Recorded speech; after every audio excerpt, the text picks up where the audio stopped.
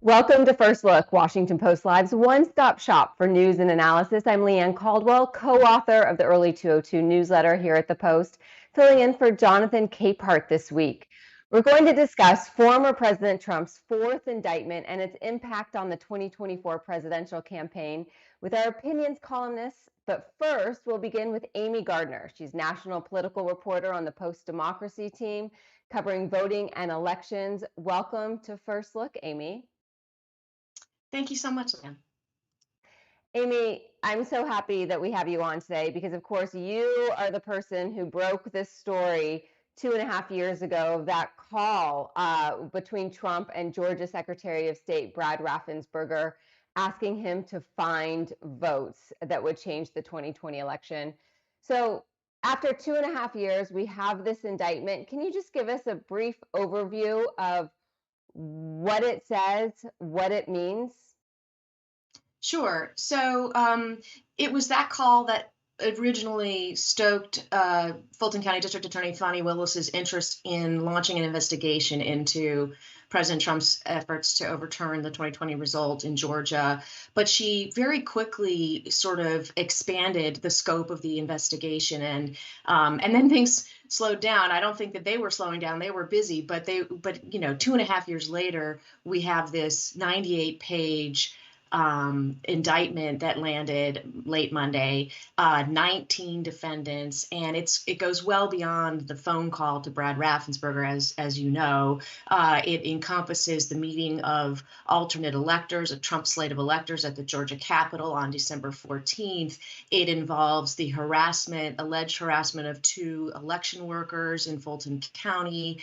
It also includes a breach of election equipment in Coffee County, which included some alleged coordination with Trump campaign officials. So she's basically she's telling a story start to finish from the immediate days after the election all the way to September of the following year, when Trump was still trying to get Brad Raffensperger to decertify the results. And she's using a very, very expansive racketeering statute in Georgia, the RICO statute, which the federal version of which is what was originally crafted to go after mobsters in New York City. So it's just a really, really ambitious and sweeping indictment. District Attorney of Fulton County, Fani Willis, she proposes a March 4th timeline for the start date of that trial. Some are saying that's pretty ambitious considering the scope and the number of defendants that she's bringing to trial. What do you make of that timeline? I would be one of those people that views that as pretty ambitious. You've got 19 defendants and 19 teams of lawyers, and the pretrial motions have already begun. Mark Meadows has put in, the former chief of staff, who's one of the defendants, has already put in a motion seeking to remove this case to federal court. I believe that hearing is this Monday. And that's the first shot. We're going to have so many motions. We're going to have discovery. The defense attorneys are going to say that they need more time to read all of the evidence as it starts to get shared, just as we're seeing in the parallel federal case where Trump's attorneys are demanding that they need more time to do discovery. So yeah, March 4th is ambitious. She's also saying that it will only take 3 weeks to conduct the trial, which is equally remarkable. And then a final data point that I'll share is that the presidential primary in Georgia is March 12th or 13th, I believe. So this trial would overlap with the presidential preference primary in Georgia. And I'm not sure which would be more fascinating, that she knew that and scheduled the trial that way anyway, or that she didn't know that. 3 weeks, that is quite quick, it seems. We'll see how all this plays out. But will this interfere with the federal investigation by special counsel Jack Smith? What do you think? Well, I don't know if it'll interfere with the case in any kind of scheduling manner. What I do think is that there's plenty of opining happening out there that this case has the potential to harm the federal case. Jack Smith's indictment of President Trump, the special prosecutor for the Department of Justice, is tight and compact, and it is narrowly construed. 4 counts. He did not go for any ambitious charges such as insurrection, which a lot of advocates have been pressing him to do in the public square. And Fani Willis is doing something very different with the RICO statute, and that is prompting a lot of criticism and a lot of questions of overreach and political motives to interfere with the 2024 election. And if those accusations start to take root in the public consciousness, I think that has the potential to harm Jack Smith's effort in terms of public opinion. So that's what I would say about the impact on the federal investigation. You have, like I said at the beginning, you broke this story. You have been covering it so closely for more than 2 years. Is there anything, Amy, that surprised you with this indictment? Oh, wow, that's a really good question. I mean, I knew that it was going to be sweeping. We all believed and understood that it was going to be a RICO charge because Fani Willis has a history of using and liking that statute and has talked about it as giving prosecutors this tool to tell a full story. I was surprised to see how many acts she included in the indictment. I mean, one of the sort of details of the indictment that's prompting some of the outrage is that some of the individual acts don't themselves sound like crimes. For instance, Mark Meadows is charged in relation to a text message that he sent to Congressman Scott Perry of Pennsylvania in the fall of 2020, seeking contact information for the Speaker of the House of Representatives of Pennsylvania, Brian Cutler. And so how is that a crime? That seems like an exercise of free speech, and it seems like an exercise of another First Amendment protection that we all have, which is that we have the right to redress grievances with government. And so there are a number of instances of acts that are described in the indictment that sound like that don't sound like crimes. Willis explained in her press conference Monday night an act that supports the evidence for the larger racketeering conspiracy or enterprise does not itself have to be a crime. And in fact, a lot of these acts are described as being in furtherance of the conspiracy. But so while that's a tool that RICO allows her to use, it's also one of the details or aspects of the indictment that is prompting some of the public criticism. We also learned this week that the names, photos, and addresses belonging to the Fulton County grand jury, reportedly anyway, are circulating on social media. Pro-Trump forums and websites that have previously been linked to violent extremist attacks are part of this. Explain the safety concerns for grand jurors and also why I was shocked that the names of the grand jurors were included in this indictment. Why did that happen? Well, that is a function of Georgia law. In Georgia, grand jurors' names are public, so that's just a reality that they have to deal with, unlike federal cases. The jurors were sent home on Monday, and even though their term has not expired, there was an expectation. Our understanding from reporting is that there was an expectation that this would be their final case for security reasons, so that they, when a grand jury is seated in Georgia, it sits for 2 months. And here's a number of cases. You may remember that on Monday night there was initial incorrect reporting that this was going to be 10 indictments, but that was actually a document that reflected all of the work that they did that day, this jury. Grand juries go through lots and lots of cases, big and small, but this one was going to be their last one, we understood, and they haven't been back to the courthouse for that reason. The Fulton County Sheriff's Department has announced that they are investigating the posting of those names and addresses on Truth Social, President Trump's preferred social media app. Although I do think it's interesting that Trump himself has suddenly shown a teeny bit of discretion. Yesterday, he announced that he was canceling his planned press conference on Monday to announce some report that allegedly would show that there was lots of fraud and that he's innocent. And he mentioned in his statement that was on the advice of his lawyers, who were telling him, please don't do this. Let's put this into a legal filing in our case. So perhaps there is some understanding that's starting to sink in among the defendants that they might actually be contributing to the evidence against them in this case if there continues to be threats or false statements or attempted intimidation of jurors. Hmm. Amy, we are out of time, but thank you so much for your reporting over the past 2.5 years. It's been instrumental, and thanks for joining us this morning. My pleasure. Thanks, Leanne.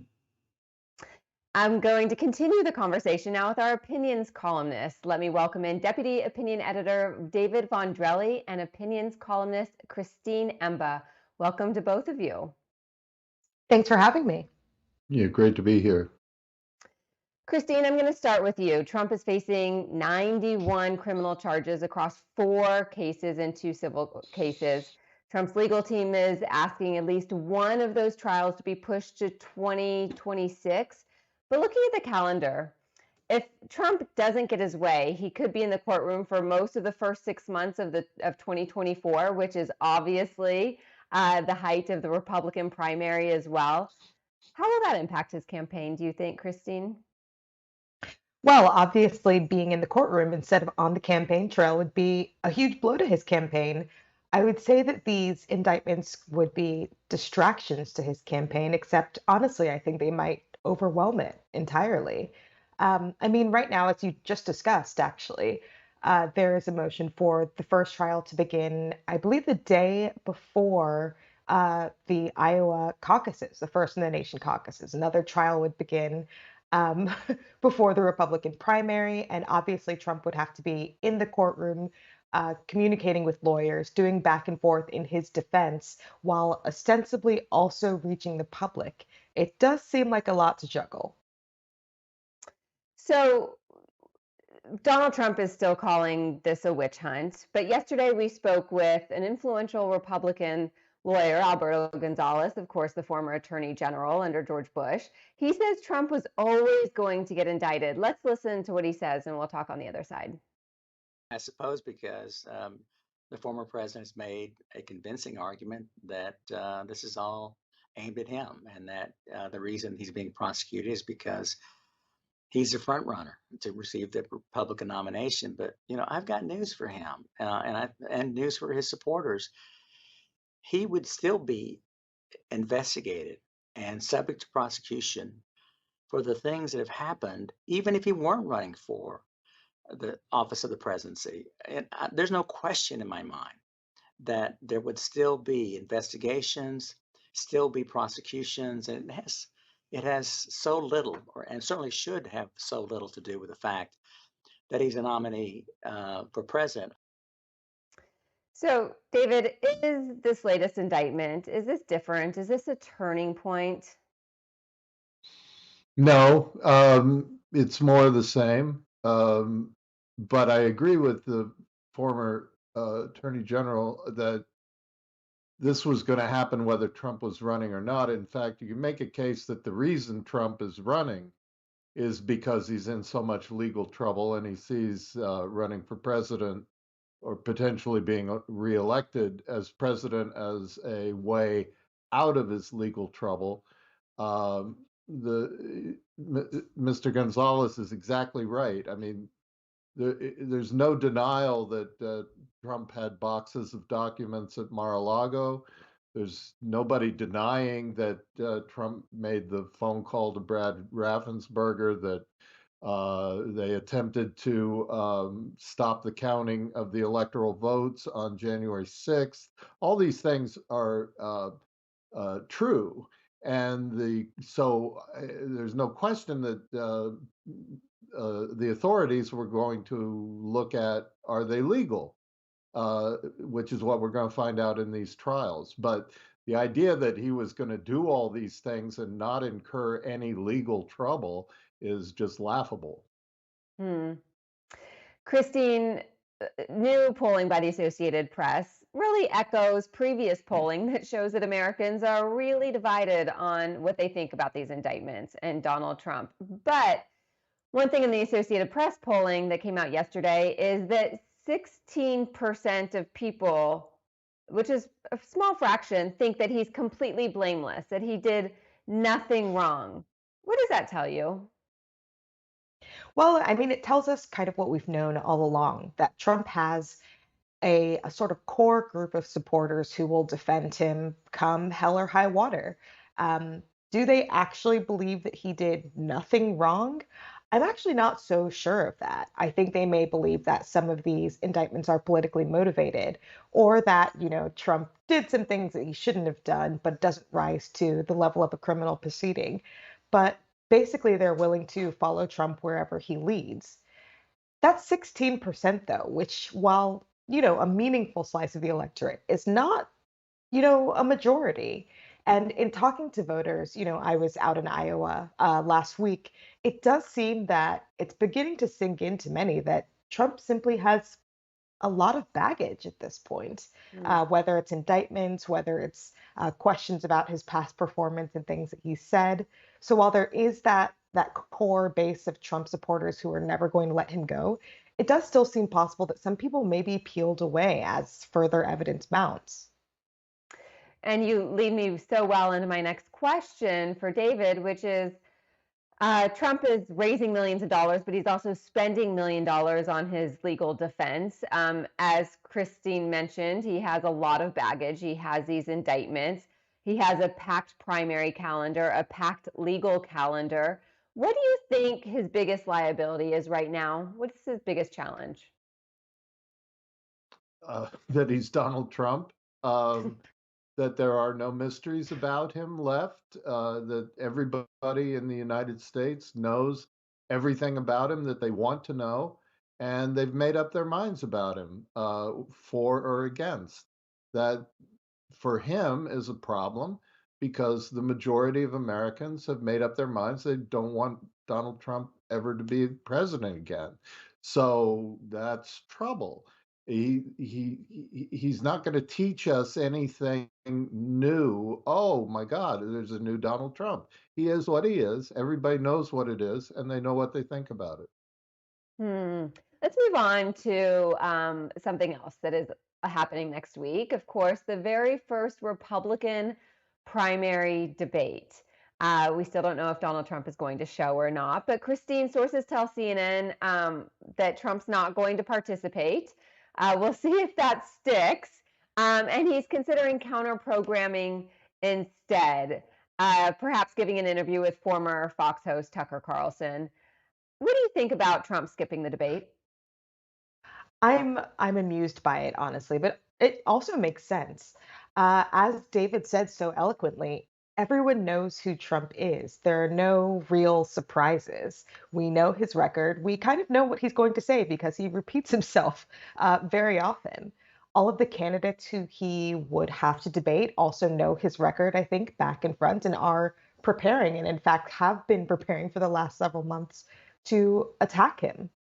They do not have a lot of love left for him, especially uh, Chris Christie.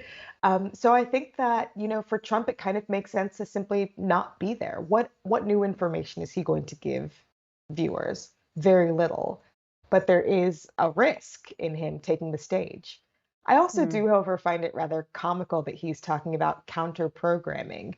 He mentioned this interview with Tucker Carlson, who was a former Fox News anchor. So I'm kind of wondering where that would stream on the platform formerly known as Twitter. Will people really be tuning in?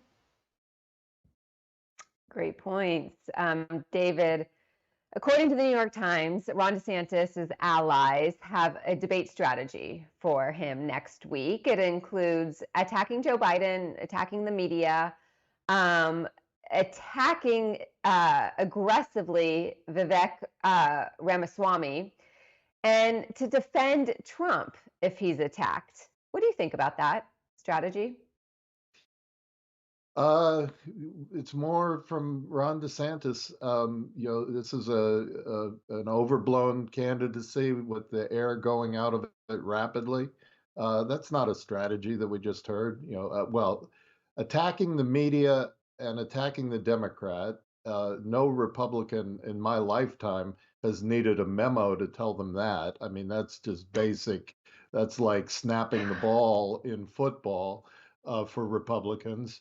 Attacking Vivek Ramaswamy, he'd first have to tell the American public who that is before he can attack him. and defending Donald Trump is insane. The winner of the nomination, if it's not Trump, is going to have to beat Trump, and you don't beat him by defending him. It's whatever DeSantis is paying Jeff Rowe, it's too much money. Christine, you have written a lot about masculinity. There's a new piece in the New York Times today by conservative David French, and he says, quote, "Hatred combined with masculine insecurity and cowardice is hurting young right-wing men into outright bigotry and prejudice."